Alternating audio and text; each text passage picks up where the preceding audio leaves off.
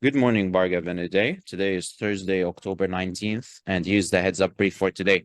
Today's production to our clients consisted of a total of 76 issues. In East Asia Pacific, we covered 35 issues. In South Asia, 22 issues, along with 19 issues in the EMEA region. All right. Thank you, Bassel. Let's move on to the major issues today. Sure. In East Asia Pacific, I'm covering the top 3 of the 35 issues. In PNG, the country will receive Chinese investments worth $13.7 million for projects under the Belt and Road Initiative. This was confirmed in a meeting between Prime Minister James Marape and Chinese President Xi Jinping in Beijing yesterday. The local fisheries, forestry, and coffee industry will receive the support of Chinese state companies for expanding downstream processing facilities. That's interesting, Basil. Keep monitoring this, see which direction the Chinese investment goes. There already is a lot of Western investment in the resource sector in the country, so it'll be interesting to see whether China is competing along those lines also. Okay, sure. I will monitor this closely. In Indonesia, there will be traffic diversions and road closures in the vicinity of the General Election Commission building until October 25th during the registration of presidential and vice presidential candidates. Over 2,000 personnel have been deployed to secure the registration process.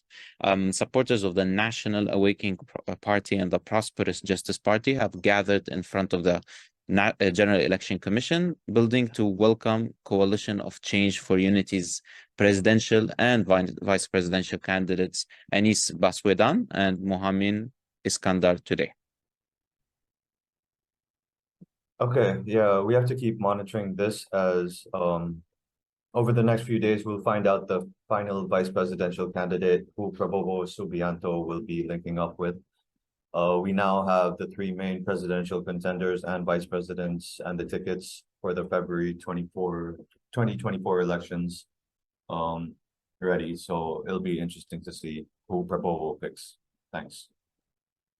In China, property giant Country Garden has missed the final deadline to pay $15.4 million in interest payment on a dollar bond. This can now lead to a domino effect of cross defaults for the company's other debt holdings. Country Garden, along with many other Chinese property companies such as Evergrande, which initiated Chapter 15 bankruptcy protection in August, has struggled to meet its financial obligations. Yeah, we need to keep an eye out on this and the economic indicators in China at the moment. It seems to be very precarious, and this could have a massive effect across not only Southeast Asia, but the whole world if the Chinese economy slows down as projected. Sure. Thanks. In South Asia, here I'm covering the top 2 of the 22 issues. In Pakistan, the Balochistan National Party Mengal will stage a long march from Wad to Quetta in Balochistan on October 22nd. The march is intended to protest the ongoing tribal tensions in Wad. BNPPM supporters from Kuzdar, Surab, Panjgur, Turbat, Noshki, Karan, and others are expected to participate in the demonstration. All right, let's keep our clients updated who have interest in the region.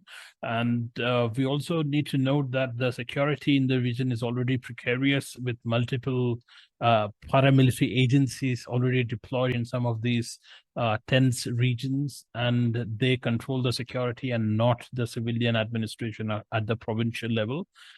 So let's keep a close eye on such escalations in tribal affairs. Sure, Bhargav, we'll keep a close eye on that. In Bangladesh, the Bangladesh Nationalist Party will organize a protest rally in Dhaka on October 28, urging the Awami League-led government to resign. The party will hold a series of demonstrations against the government following the rally in Dhaka. Meanwhile, the Awami League has announced that it will hold peace rallies in the Tishgaon and Bada areas of Dhaka on October 20 and 25, respectively. We covered this as the major development in our South Asia roundup today. All right, thank you. In EMEA, Concerning the Israeli-Palestinian issue, several demonstrations in support of Palestine were carried out in major cities and capitals across the two regions, Europe and the Middle East. Demonstrations took place in England, Italy, France, Lebanon, Jordan, Egypt, and Iran. So concerning the conflict itself, around 3,000, here's an update, around 3,900 Palestinians and 1,400 Israelis, including 304 soldiers, have so far been killed. Approximately 13,750 Palestinians and 3,400 Israelis have been injured. The IDF attacked several Hezbollah positions in southern Lebanon last night. Hezbollah also fired anti-tank missiles in Rosh Hanikra in northern Israel. The IDF also attacked a Syrian army position in southern Syria last night. Following the visit of President Biden to Israel, he said that an agreement has been reached with Egyptian President Fattah al-Sisi to allow 20 trucks of humanitarian aid into Gaza via the Rafah crossing. Also, tomorrow, British Prime Minister Rishi Sunak will visit Israel. We covered this as a major development in our EMEA roundup today, and we also communicated this to our EMEA clients via an advisory message. All right, let's continue to support our clients about these major protests and demonstrations in some of these important cities in Europe, as well as North Africa.